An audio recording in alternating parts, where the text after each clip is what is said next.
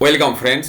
Supreme কোর্টের DA মামলার যে আপডেটটা আমি আপনাদের সাথে এখন শেয়ার করব, একদম সরাসরি সুপ্রিম কোর্টের ওয়েবসাইট থেকে আমি ডাউনলোড করেছি। অত্যন্ত গুরুত্বপূর্ণ ৩-৪ মিনিট একটু ভিডিওটা দয়া করে মন দিয়ে শুনবেন। দেখুন, প্রথম কথা হচ্ছে ২৮শে নভেম্বর এটা লিস্টেড হয়েছে code number 7, item number 57, state of West Bengal versus confederation of state government employees, কিন্তু আরও পিটিশনার এখানে আছেন।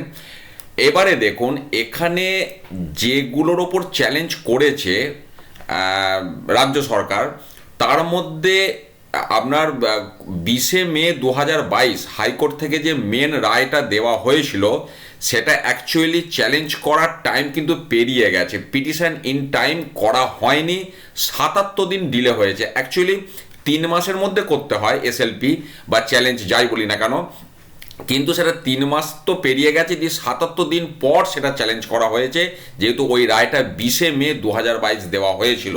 কাজে এটা একটা অত্যন্ত তাৎপর্যপূর্ণ বিষয়।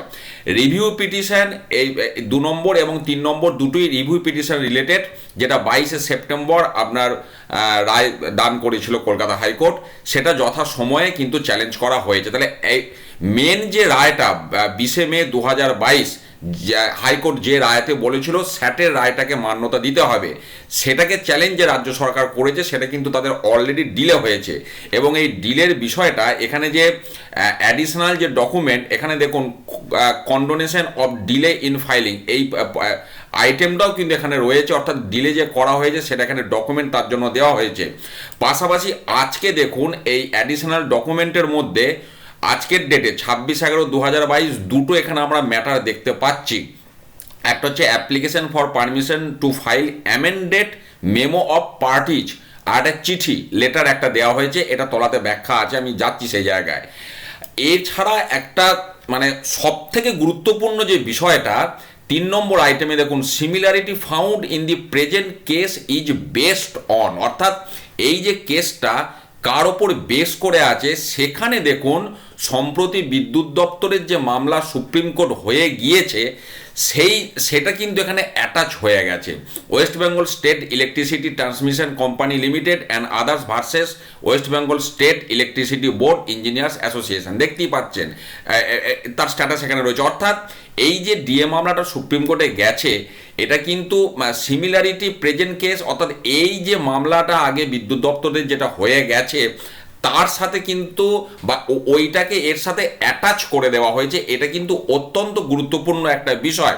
পাশাপাশি আমরা এটাও দেখেছি যে এখানে সরকারি কর্মচারী পরিষদের নাম নেই, সেই বিষয়ে আমি এখানে বলবো। রেসপন্ডেন্ট এবং ক্যাভিয়েট যারা করেছেন, সেখানে দেখুন মিস্টার উদ্যম মুখার্জি, যিনি অ্যাডভোকেট, তিনি কিন্তু সরকারি কর্মচারী পরিষদের হয়েই দাঁড়িয়েছেন। এখানে পরিষ্কার লেখা আছে status of proof of service yes, সমস্ত ইয়েস। এবং মিস্টার রৌব রহিম, তিনি respondent number 1 and respondent number 2, অর্থাৎ confederation of state government employees এবং ইউনিটি ফোরামের হয়ে ইনি দাঁড়িয়েছেন।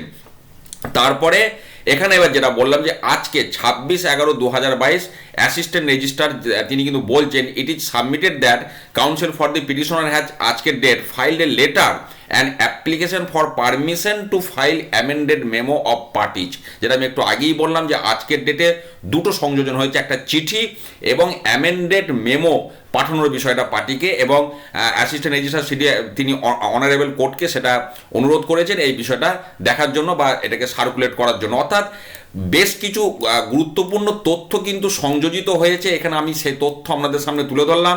একটা হচ্ছে মেন কেস, যেটা চ্যালেঞ্জ করার টাইম কিন্তু অলরেডি 77 দিন পেরিয়ে গেছে। এটা একটা অত্যন্ত গুরুত্বপূর্ণ বিষয় হয়ে দাঁড়াতে পারে, একটা ফ্যাক্টর হয়ে দাঁড়াতে পারে, যদিও ওনারা condonation of delay in filing এখানে ওনারা স্বীকারোক্তি করেছেন। পাশাপাশি বিদ্যুৎ দপ্তরের কেসটা কিন্তু এখানে অ্যাটাচ হয়ে গিয়েছে। পাশাপাশি সরকারি কর্মচারী পরিষদ এখনও এই মামলায় সুপ্রিম কোর্টের ওয়েবসাইটের আপডেট অনুযায়ী অন্তর্ভুক্ত হতে পারেনি, সেই বিষয়টাও কিন্তু এখানে রয়েছে রেসপন্ডেন্ট হিসাবে। পাশাপাশি যেটা আমি বললাম যে 26 তারিখ আজকে শনিবার, এখনও কিন্তু রাজ্য সরকার তাদের তরফ থেকে বেশ কিছু ক্রিয়াকলাপ করছেন, এটাও কিন্তু আমরা দেখতে পাচ্ছি। খুব ভাইটাল এই আপডেটগুলি আমি আপনাদের সাথে শেয়ার করলাম সরাসরি সুপ্রিম কোর্টের ওয়েবসাইট থেকে। ভালো থাকুন, সুস্থ থাকুন, ধন্যবাদ।